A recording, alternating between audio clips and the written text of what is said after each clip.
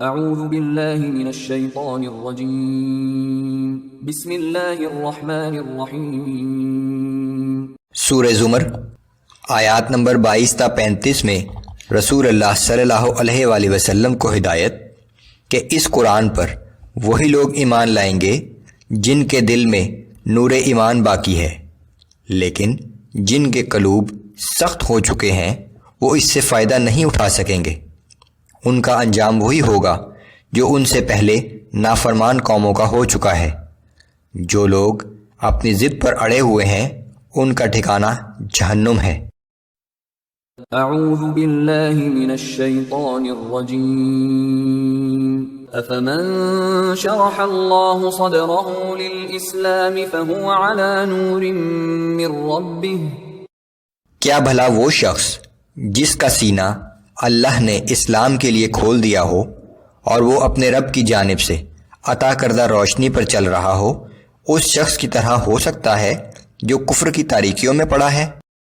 Foil للقاسیۃ قلوبہم من ذکر اللہ اولئک فی ضلال مبین۔ پس ہلاکت ہے ان لوگوں کے لیے جن کے دل اللہ کے ذکر کی طرف سے سخت ہو گئے ہیں، یہی لوگ کھلی گمراہی میں مبتلا ہیں۔ اللہ نزل احسن الحدیث کتابا متشابہا مثانیہ تقشعر منہ جلود الذین یخشون ربہم۔ اللہ نے بہترین کلام نازل کیا ہے، یہ ایک ایسی کتاب ہے جس کے مضامین آپس میں ملتے جلتے ہیں اور بار بار دہرائے گئے ہیں، جن کو سن کر ان لوگوں کے رونگٹے کھڑے ہو جاتے ہیں جو اللہ سے ڈرتے ہیں۔ ثم تلین جلودہم وقلوبہم الی ذکر اللہ۔ پھر ان کے جسم اور ان کے دل نرم ہو کر اللہ کے ذکر کی طرف متوجہ ہو جاتے ہیں۔ ذلک ھدی اللہ یہدی بہ من یشاء۔ یہ کتاب اللہ کی طرف سے ہدایت ہے، وہ اس کے ذریعے جس کی چاہے رہنمائی کرتا ہے۔ ومن یضلل اللہ فما له من ہاد۔ اور جسے وہ گمراہی میں بھٹکتا چھوڑ دے اسے پھر کوئی ہدایت دینے والا نہیں۔ افمن یتقی بوجہہ سوء العذاب یوم القیامہ۔ وہ شخص جو قیامت کے دن عذاب سے بچنے کے لیے اپنے چہرے کو ڈھال بنائے گا کتنا بدقسمت ہوگا۔ وقیل للظالمین ذوقوا ما کنتم تکسبون۔ ایسے ظالموں سے کہہ دیا جائے گا کہ دنیا میں جو کمائی تم کرتے رہے ہو آج اس کا مزہ چکھو۔ كذب الذين من قبلهم فأتاهم العذاب من حيث لا يشعرون۔ اس سے پہلے بھی لوگوں نے اپنے رسولوں کو جھٹلایا تھا، پھر ان پر ایسی جگہ سے عذاب آیا جس کا انہیں گمان تک نہ تھا۔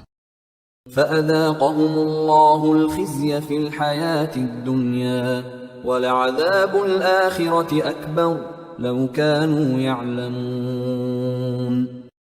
سو اللہ نے ان لوگوں کو دنیا ہی کی زندگی میں ذلت و رسوائی کا مزہ چکھا دیا، اور ابھی آخرت کا عذاب تو اس سے کہیں بڑھ کر ہے اگر یہ لوگ اس بات کو سمجھ لیتے۔ وَلَقَدْ ضَرَبْنَا لِلنَّاسِ فِي هَذَا الْقُرْآنِ مِنْ كُلِّ مَثَلٍ لَعَلَّهُمْ يَتَذَكَّرُونَ۔ اور یہ حقیقت ہے کہ ہم نے انسانوں کو سمجھانے کے لیے اس قرآن میں ہر طرح کی مثالیں بیان کر دی ہیں تاکہ لوگ اس سے نصیحت حاصل کر سکیں۔ قرآنا عربيا غير ذي عوج لعلهم يتقون۔ یہ قرآن عربی زبان میں ہے اور اس میں کسی قسم کی پیچیدگی نہیں ہے تاکہ لوگ اللہ کی نافرمانی سے بچ سکیں۔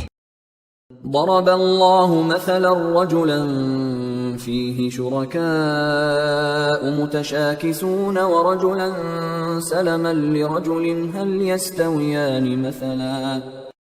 اللہ تعالیٰ نے ایک مثال بیان فرمائی کہ ایک غلام ایسا ہے جو کئی لوگوں کی مشترکہ ملکیت میں ہے اور اس کے تمام شریک آقا ایک دوسرے کے مخالف اور بد اخلاق ہیں، اور دوسری طرف ایک غلام ہے جس کا ایک ہی آقا ہے، کیا ان دونوں کی حالت یکساں ہو سکتی ہے؟